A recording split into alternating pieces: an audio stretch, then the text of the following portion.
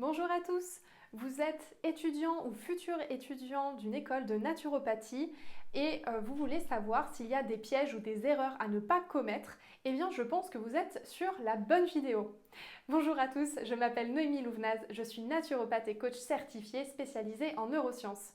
Et donc, je vous transmets aujourd'hui ces quelques erreurs que j'ai pu commettre moi-même lorsque j'ai intégré mon cursus en naturopathie. Et du coup, je me suis dit, tant qu'à faire, autant vous les transmettre pour que vous évitiez de tomber dans les mêmes pièges que moi. Alors, ces deux pistes, ces deux petites erreurs. Pour la première, elle est directement inspirée de mon parcours professionnel, puisque, comme vous le savez, avec la précédente vidéo, j'étais étudiante infirmière, j'ai été aussi aide-soignante pendant plusieurs années. Et donc, en fait, forcément, quand je suis arrivée dans mon cursus de naturopathie, je me suis dit, ok, moi, j'ai quand même une certaine base en anatomie et en physiologie. Donc, globalement, les cours, je vais les suivre, bien évidemment, mais disons, je m'étais dit que je vais pouvoir m'autoriser des petites rêveries pendant ces cours-là parce que ça sera juste de la révision et pas réellement un apprentissage. Et en fait, j'ai eu tout faux. C'est justement la première erreur que je veux vous transmettre. Si vous êtes issu vous-même du corps médical, paramédical, donc vous soyez médecin, infirmier, aide-soignante, kiné, peu importe, forcément vous avez ce bagage avec vous qui vient de vos expériences et de vos connaissances. Et donc en fait, le truc c'est que c'est vrai, hein, quand vous allez arriver en études dans le cursus, quelque part en fait, il y a un petit mécanisme qui se met en place qui fait que tout le savoir qui va vous être apporté va être filtré en référence à toutes les connaissances que vous avez déjà emmagasinées. Et donc ça, en fait, en vrai, c'est bien, c'est cool. D'ailleurs, c'est ce que j'avais mis plutôt en avant dans ma précédente vidéo pour la meilleure reconversion pour les infirmières et aides-soignantes. Mais du coup, en fait, c'est à la fois un avantage et à la fois un inconvénient, puisque ça va vous demander un certain effort pour apprendre à désapprendre. Je m'explique. Forcément, vous n'êtes plus une page vierge, vous avez déjà des connaissances, des expériences, et donc tout ce qu'on va vous apprendre, vous n'allez pas le capter et l'inclure aussi facilement que quelqu'un qui a simplement fait un bac ou alors qui a eu des expériences pas directement liées avec ce domaine d'expertise ou ce domaine d'études. Donc forcément, vous avez donc cette vision. Et d'ailleurs, c'est en plus directement une peur ou une problématique que j'ai pu soulever avec des personnes qui ont autour de 40-50 ans et qui sont venues me parler en me disant, bah voilà, je voudrais me former en naturopathie, mais tu comprends, moi je vais avoir du mal à apprendre comparé à toi, toi t'es jeune, t'apprends hyper facilement, moi à mon âge c'est plus compliqué. Et ça s'explique en partie par ce processus-là. Donc je pense que honnêtement, si vous vous mettez dans un état de réceptivité au cursus, à la formation que vous allez avoir, il y a très peu de chances que vous mettiez ce filtre en place et qu'au final, ça vous demande une énergie considérable pour finalement en fait absorber la nouvelle vision, les nouvelles connaissances que vous allez avoir. Parce que bien sûr, hein, quand on est dans ce cursus, mais en tout cas je vais parler pour moi, je vais parler de ce que je sais, sinon ça n'a pas de valeur. Quand j'ai appris l'anatomie et la physiologie en école d'infirmière, en fait j'ai vraiment appris comment la cellule peut dégénérer et créer de la maladie. Et en fait, finalement, tout ce que j'ai appris a découlé de ça, en fait. Alors qu'en naturopathie, c'est la vision complètement inverse. On regarde ce dont a besoin une cellule pour générer de la santé. Et donc forcément, quelque part, en fait, c'est très bien de savoir où se situe le foie, quelles sont ses fonctions principales, etc. Mais en fait, en réalité, du coup, nous, dans ces écoles médicales et paramédicales, on apprend comment cet organe peut dégénérer, alors qu'en fait, en naturopathie, on apprend comment l'accompagner pour qu'il préserve son état de santé et exprime sa vitalité et son capital santé. Donc franchement, ayez cette ouverture d'esprit et soyez vraiment dans cet état d'acceptation et de réceptivité à toutes les infos, l'apprentissage que vous allez recevoir. Ça vous évitera de perdre du temps et de l'énergie à filtrer, à vérifier si tout est bien en adéquation et en cohésion avec tout ce que vous avez déjà appris. Franchement, vous allez économiser un temps précieux qui va vous servir énormément par la suite. Je fais un tout petit aparté qui est directement lié à ce que je dis, parce qu'en fait, quand vous intégrez une école en naturopathie, vous allez voir, vous allez être en contact avec d'autres étudiants qui ont des parcours parfois similaires et parfois à l'opposé de ce que vous avez vécu.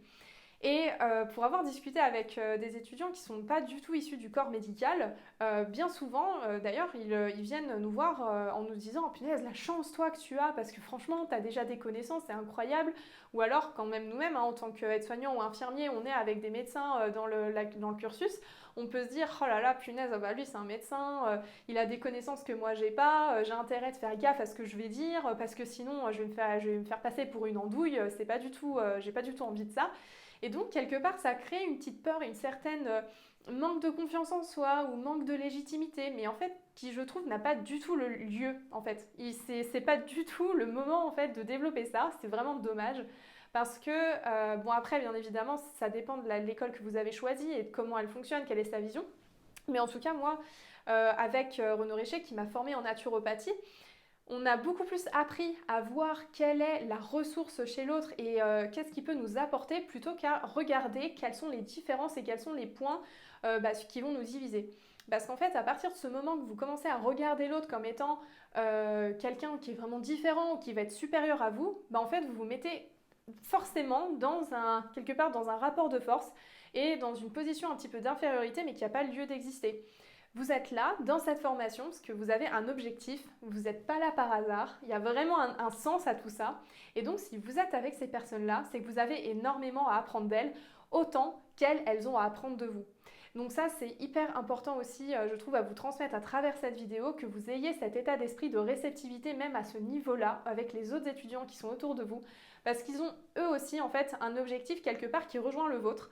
Donc tant qu'à faire, autant le partager, autant être là dans l'accueil de l'autre et de chercher ce que vous pouvez lui apporter et ce qu'il peut vous apporter, plutôt que de voir les petites frictions ou disons les petites différences qu'il peut y avoir, qui là pour le coup vont plutôt vous desservir.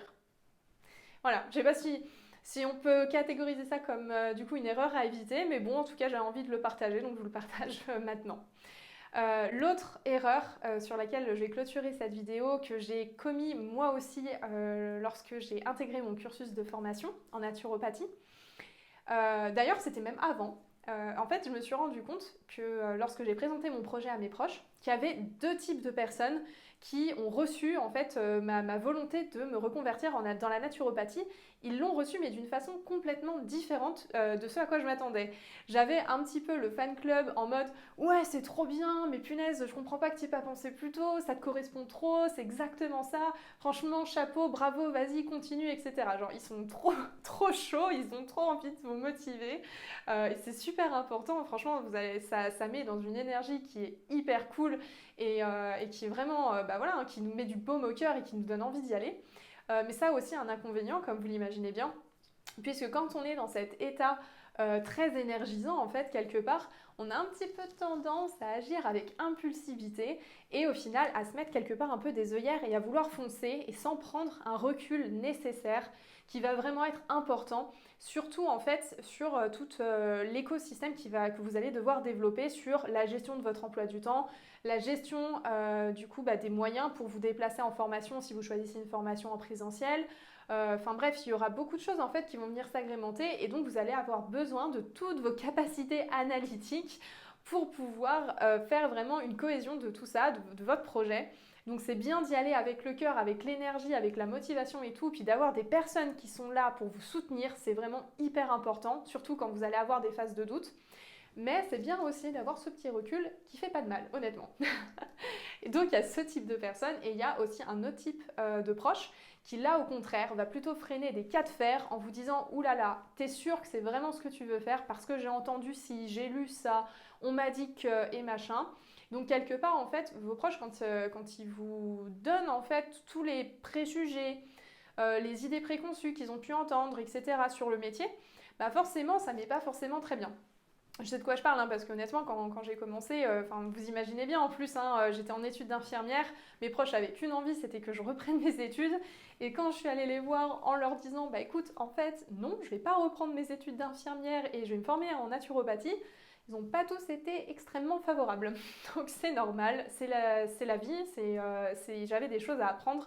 Et justement, je remercie en plus ces proches qui ont été assez frileux, parce qu'en fait, ils m'ont permis quelque part en fait d'aller chercher pourquoi chez cette personne elle avait en fait ce frein et pourquoi en fait elle réagissait comme ça avec moi. Et quelque part, j'ai compris que c'était pas du tout ni pour me blesser, ni pour me faire du mal, ni pour quoi que ce soit, c'était vraiment en fait par quelque part l'envie de me protéger.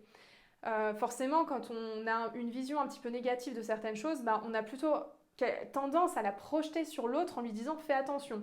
Mais c'est pas fais attention en mode tu vas t'éclater la tête par terre, ça va être n'importe quoi, etc. Non, non, pas du tout. C'est vraiment fais attention, il y a des risques. Voilà, je suis pas sûre que ça soit le chemin à prendre.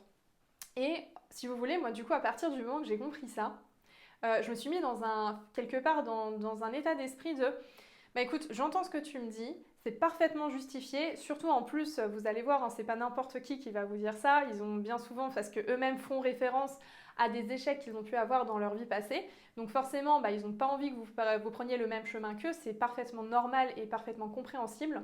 Donc l'idée, en fait, c'est quelque part de leur dire que justement, parce que eux, en fait, ils ont eu une certaine expérience que vous allez vous en servir pour faire différemment. Déjà ça, c'est hyper important à leur dire, que vous êtes quand même quelqu'un de différent et que tout ce que vous avez pu entendre et tous les échecs que vous avez pu récolter autour de vous va vous servir directement pour vous mettre dans un schéma de réussite, au contraire. Ça, c'est super important. Et la deuxième chose, c'est du coup, quelque part aussi apprendre à les rassurer et à leur dire que oui, vous allez vous lancer dans ces études parce qu'il y a un vrai sens, que c'est pas du tout un choix que vous faites un peu comme ça sans réfléchir. Non, bien au contraire, vous verrez, c'est bien souvent quand même des études qu'on choisit pas par hasard. Donc déjà, leur exprimer ça, c'est hyper important pour qu'ils puissent comprendre votre choix. Et aussi de les rassurer en leur disant que quoi qu'il arrive, vous trouverez toujours une solution pour que ça se passe pour le mieux possible pour tout le monde autour de vous. Surtout quand vous avez une famille, vous avez des enfants, un conjoint, etc. C'est vrai que votre reconversion, votre transformation va aussi les impacter. Et c'est normal qu'ils se posent cette question, est-ce que ça va bien se passer? Est-ce qu'on ne va pas risquer telle ou telle chose? C'est normal de les rassurer et puis de leur dire, mais tu sais, là je suis convaincue que ça va vraiment changer ma vie, que ça va vraiment me faire du bien. Et je sais que je vais faire en sorte que tout se passe pour le mieux, pour tout le monde. Voilà, ça, et honnêtement, quand vous dites quelque chose comme ça, bien souvent, les gens, vous allez plutôt mobiliser leur adhésion et leur soutien, plutôt qu'au contraire, une division et quelque part un peu, je veux dire, une répulsion, vous voyez? Non, au contraire, quand vous leur dites ça, ils vont dire, bon oui, c'est vrai, t'as raison, en effet, je vais te soutenir, ça va bien se passer et on va tout faire pour. Et ça, c'est quand même plutôt cool quand on se lance dans une reconversion. J'espère que cette petite vidéo vous a intéressé. Si vous avez des peurs, des craintes, des questions, même d'ailleurs sur le choix de votre école ou quoi que ce soit, je vous mets en description les liens de mon formateur qui lance sa propre école. Donc ça pourrait être plutôt cool si vous adhérez, moi, à ma manière de présenter les choses, à ma vision, qui du coup a été directement influencée par mon formateur, vous pouvez vous renseigner sur son école. Et donc si vous avez des craintes, des peurs, ce genre de choses, n'hésitez pas à me le dire dans les commentaires parce que tout ce que vous ressentez aujourd'hui, s'il y a fort à parier que quelqu'un a déjà ressenti ça ou est peut-être même en train de se poser les mêmes questions, il y a les mêmes craintes. Donc c'est toujours sympa de voir qu'on n'est pas le seul et que en fait les autres partagent eux aussi ces stades et ces sentiments. Et si moi je peux vous aider à ma manière par un petit commentaire ou même un tout petit rien, je serais ravie de le faire pour pouvoir vous aider dans ce processus. Je vous dis à bientôt pour une prochaine vidéo.